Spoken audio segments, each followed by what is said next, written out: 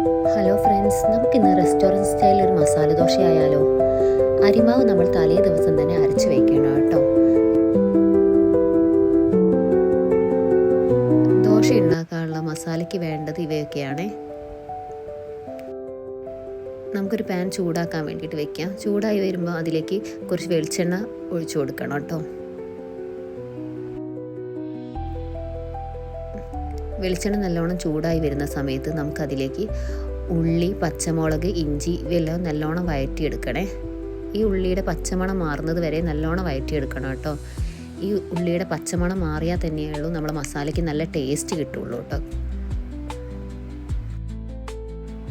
വീട്ടിൽ പെട്ടെന്ന് തയ്യാറാക്കി എടുക്കാൻ പറ്റിയ മസാല ദോശയുടെ റെസിപ്പിയാണിത്. നമ്മുടെ വീട്ടിലെ കുട്ടികൾക്കൊക്കെ ഭയങ്കര ഇഷ്ടമാവും കേട്ടോ ഇങ്ങനെ മസാല ദോശ ഉണ്ടാക്കിയാൽ. ഉള്ളി വഴറ്റിയെടുക്കുന്നതിന് കൂടെ തന്നെ ഈ മസാലയിലേക്കുള്ള ഉരുളക്കിഴങ്ങ് നമുക്ക് കുക്കറിൻ്റെ അകത്ത് ഉപ്പും മഞ്ഞളും ഇട്ട് വേവിച്ചെടുക്കണം കേട്ടോ. അപ്പോൾ വേണ്ടിയിട്ട് അടുത്ത അടുപ്പിൽ നമ്മൾ വെച്ചിട്ടുണ്ടേ. നമുക്ക് ഈ മസാലേൻ്റെ അകത്തേക്ക് ക്യാരറ്റ്, ബീട്രൂട്ട്, ബീൻസ് ഇതൊക്കെ ആഡ് ചെയ്ത് കൊടുക്കാം കേട്ടോ. എൻ്റെ മകന് ഇഷ്ടമില്ലാത്തതുകൊണ്ടാണ്. നമുക്കിത് ഈ ഉള്ളി നല്ലോണം വഴറ്റിയെടുത്തതിൻ്റെ അകത്തേക്ക് ഉരുളക്കിഴങ്ങ് വേവിച്ചത് ഇട്ട് കൊടുക്കാം കേട്ടോ. ഉരുളക്കിഴങ്ങ് നല്ലോണം ഉപ്പിട്ട് വേവിച്ചതുകൊണ്ട് നമുക്ക് ആവശ്യമുണ്ടെങ്കിൽ മാത്രം ഉപ്പ് ചേർത്ത് കൊടുത്താൽ മതിയേ. അതിനുശേഷം നല്ലോണം നമുക്ക് ഈ ഉരുളക്കിഴങ്ങ് ഉടച്ചെടുക്കണേ.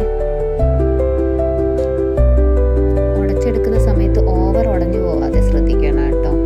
ഇത് ഉടച്ചു കൊടുക്കുന്നതിന് കൂടെ തന്നെ നമുക്ക് കുറച്ച് വെള്ളം ഒഴിച്ചു കൊടുക്കണേ ആവശ്യമുണ്ടെങ്കിൽ.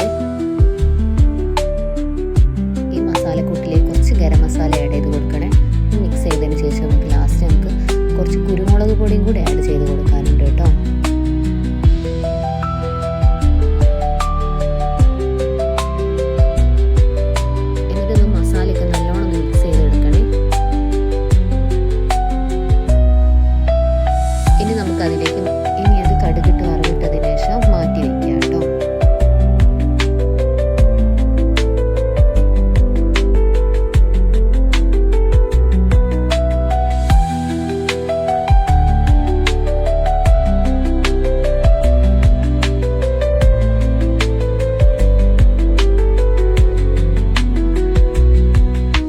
ഇനി ദോശത്താവ ചൂടായതിന് ശേഷം 2-3 കയ്യിൽ ദോശമാവ് ഒഴിച്ചതിന് ശേഷം നല്ലോണം പരത്തി കൊടുക്കണം കേട്ടോ ദോശ.